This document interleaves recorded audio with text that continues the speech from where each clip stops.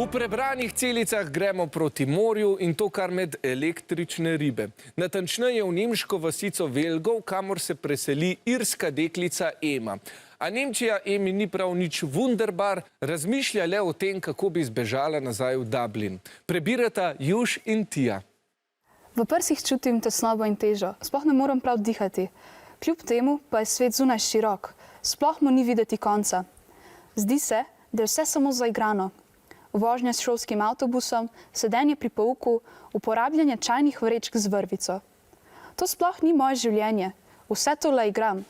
Sem tukaj, a me pravzaprav ni. Hvala, Tija. Takole glavna junakinja Ema opiše en zanimiv občutek domotožja. Si ga ti že kdaj občutila? Ja, čeprav še nikoli nisem doživela tako velike selitve, se zahvaljujoč slikoviti pripovedi, brez težav uživimo občutke, ki jih Ema doživlja v zgodbi. Priznam, da tudi meni ne bi bilo vseeno, če bi me nekdo tako silovito iztrgal iz mojega rojstnega kraja. Absolutno. Ema sicer pride v Nemčijo s svojo družino, z mamo, bratom in sestrico. Kako pa si videla te njihove občutke? Se vsak od njih pravzaprav tudi spopada z domotožjem? Ifa se na selitev odzove z molkom. Bi rekla, da je to način samoohranjevanja in izoliranja od tegob, ki jo obdajanjo.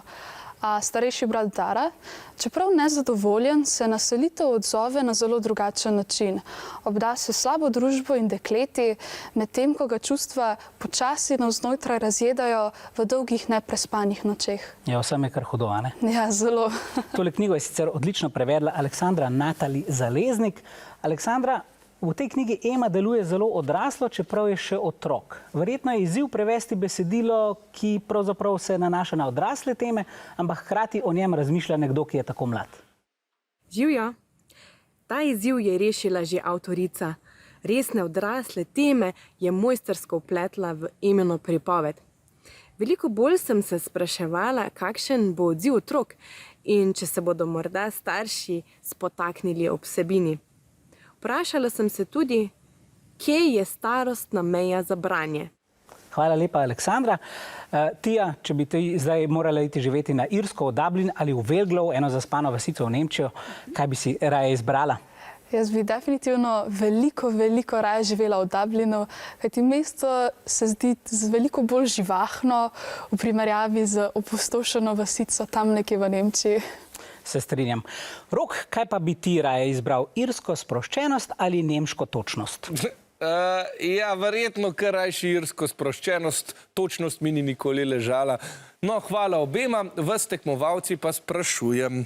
Knjiga Električne ribe govori o selitvi, ki je zelo stresen dogodek. Kako bi poimenovali odziv Eminih sorojencev na selitev? A. Umik pred težavo, B. Ustrezno predelovanje težav, C. Iskanje pomoči zaradi težave ali D. Zanikanje težave. Ema je bila njena sestra in Ema njena sestra.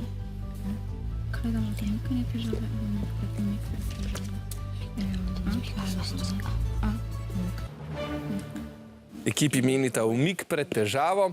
Tija pove, da se Emina sestra izolira pred svetom, starejši brat pa zaradi težav pade v slabo družbo. Gre res za umik, ker je reševanje težave še pretežko. Pravilen odgovor je A. 5 točk za obe ekipi.